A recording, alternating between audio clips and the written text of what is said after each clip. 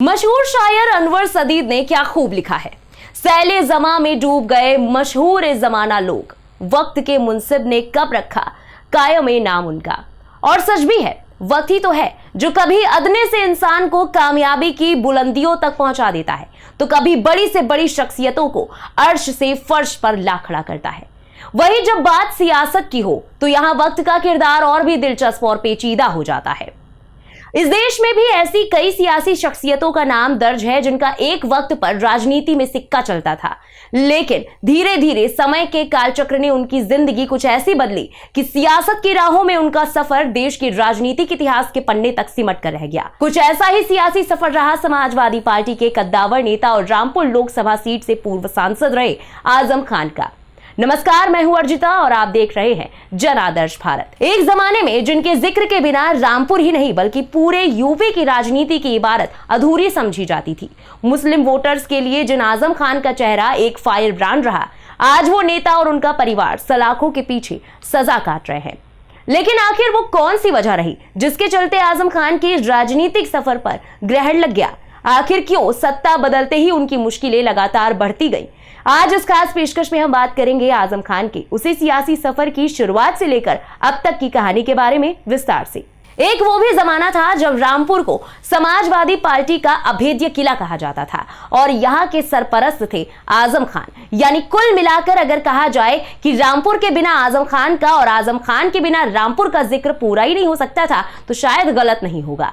Samajwadi party के कद्दावर नेता और यूपी विधानसभा के सबसे वरिष्ठ विधायक रहे आजम खान का लंबा राजनीतिक सफर रहा है। 45 साल के सियासी सफर के दौरान आजम खान ने कई बार उतार चढ़ाव भी देखे।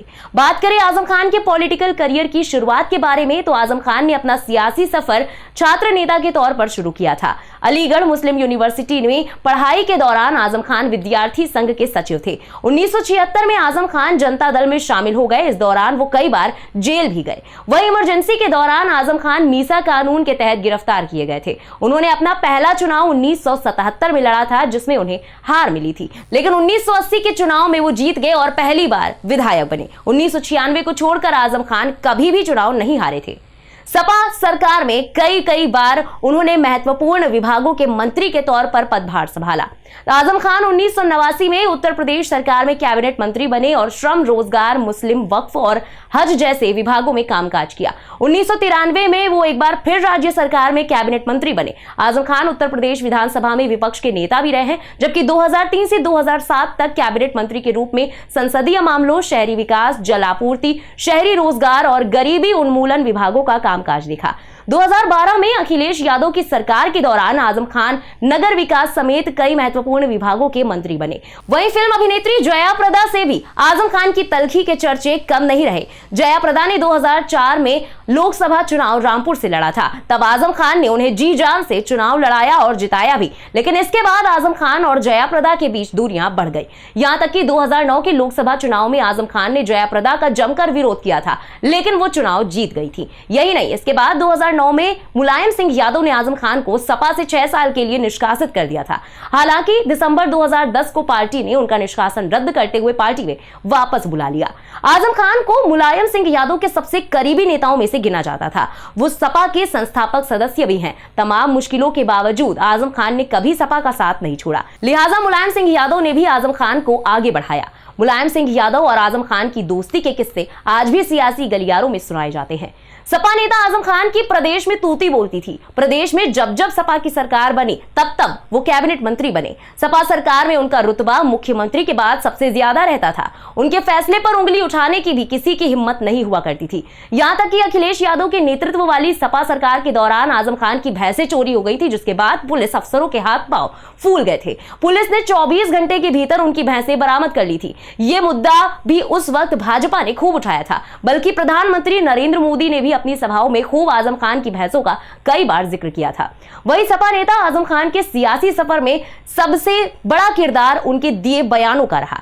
आजम खान के भाषणों का अलग ही क्रेज था। एक जमाना था जब आजम खान के भाषणों को सुनने के लिए लोग दीवाने थे, लेकिन आजम खान के उन्हीं भाषणों और बयानों ने कई बार यूपी की सियासत में ना सिर्फ उथल पुथल मचाई, बल्कि उनके प्रतिद्वंदियों को आजम खान और उनकी पार्टी को घेरने के लिए भूमिका बनाने का भी भरपूर मौका दिया।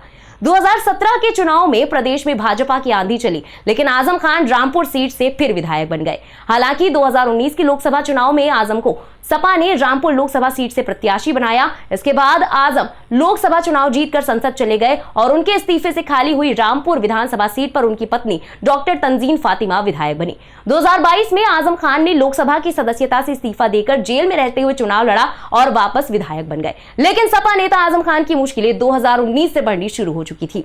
आजम खान की मुश्किलें इस कदर बढ़ती गई कि 45 साल का राजनीतिक सफर थम सा गया। एक के बाद एक विवादों के जाल में वो और उनका परिवार ऐसे फंसते गए कि निकलना नामुमकिन सा लगने लगा। आजम खान ने लोकसभा चुनाव प्रचार के दौरान तत्कालीन जिलाधिकारी और वर्तमान में मुरादाबाद मंडल के कमिश्नर आंजनेय कुमार सिंह समेत तमाम अधिकारियों के लिए अपमानजनक शब्दों का इस्तेमाल किया था, जिसके बाद उनके खिलाफ भड़काऊ भाषण देने के आरोप में मुकदमा भी दर्ज हुआ था। इसी मामले में कोर्ट ने उन्हें 3 साल की कैद और 6,000 रुपए जुर्माना अदा करने की सजा सुनाई और इसके साथ ही आजम खान की विधायकी भी चली गई। इसके बाद रामपुर विधानसभा सीट पर हुए उपचुनाव में भाजपा प्रत्याशी आकाश सक्सेना विधायक बने। वहीं हाल ही में आजम खान और उनके परिवार की मुश्किलें तब और बढ़ गई जब आजम खान के परिवार के खिलाफ 2 जन्म प्रमाण पत्र मामले में एमपी एमएलए कोर्ट ने आजम खान, उनकी पत्नी डॉक्टर तंजीन फातिमा और बेटे अब्दुल्ला आजम को 7-7 साल की कैद की सजा सुनाई।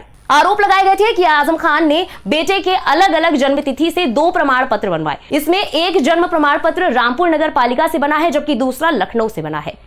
एक तरफ तो आजम खान अपनी राजनीतिक विरासत का उत्तराधिकारी अपने बेटे अब्दुल्ला आजम को बनाकर नए अध्याय के लिए जमीन तैयार कर रहे थे, लेकिन वक्त का पहिया कुछ ऐसा घूमा कि कभी रामपुर में जिनके नाम का डंका बजता था, आज वो आजम खान अपने सबसे खराब दौर से गुजर रहे हैं। लेकिन आने वाले कई दशकों तक बेशक रामपुर की सियासी फिजाओं और यूपी के सियासी गलियारों में आजम खान के सफर के चर्चे होते रहेंगे। इसी के साथ इस खास पेशकश में बस इतना ही। ये वीडियो आपको कैसा लगा कमेंट में लिखकर जरूर बताएं। साथ ही अगर वीडियो पसंद आया हो तो लाइक करें और अगर हमारे चैनल पर नए हैं तो चैनल को सब्सक्राइब करें और बने रहें जन आदर्श भारत के साथ। जय हिंद, जय भारत।